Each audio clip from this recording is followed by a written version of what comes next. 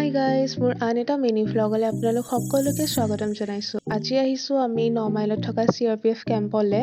আমাৰ ৰুমমেট নৱমিতাহঁতৰ ইয়াত কোৱাৰ্টাৰ আছে, সেইবাবে আণ্টিয়ে আমাক লাঞ্চৰ কাৰণে মাতিলে। আমি আগতে অহা নাই যিহেতু তেনেকৈ কেম্পত, সেইবাবে আমি পূৰা এক্সাইটেড হৈ আছিলোঁ। আণ্টিহঁতৰ তাত আমি চাহ খাই লগালগ ওলাই আহিলোঁ ফুৰিবৰ বাবে স্কুটি লৈ।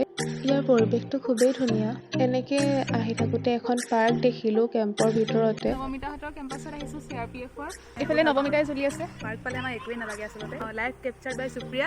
আৰু তাতে চাব আমাৰ ভিডিঅ'বোৰ আপোনালোকে দেখা পাব। কেম্পটো বহুত ডাঙৰ হয়, সেইবাবে খোজকাঢ়ি গোটেই কেম্পটো ফুৰিবলৈ অলপ দিগদাৰ হয় যিহেতু, সেইবাবে আমি স্কুটিতে ফুৰিলোঁ। পাৰ্কত আমি ধুনীয়াকৈ এনজয়ো কৰিলোঁ আৰু ভাল লাগিলে আজিৰ দিনটো। কেনেকুৱা লাগিলে? মজা লাগিলে। এতিয়া গৈ আছোঁ।